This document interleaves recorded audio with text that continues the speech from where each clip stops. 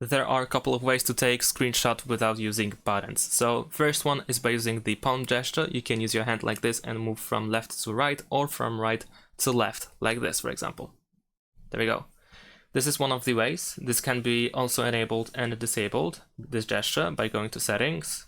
Then by choosing advanced features, you should be able to find motions and gestures. And then over here we have palm swipe to capture. This option must be enabled if you want to use this gesture. Another way to capture a screenshot is by using quick settings. So you can swipe from the top towards the middle like this on the right side of the phone. Then over here, unfold this panel, and you might be able to find take screenshot if you have added, because I think by default this option is not here.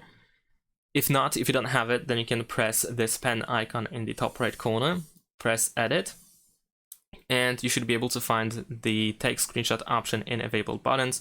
So tap on the button to add it to the list. You can also change the position of the button if you want to. Simply press and hold and then drag it and place it anywhere, and press down in the top right corner twice. So if you press this button, the quick settings panel will hide itself and you will capture a screenshot.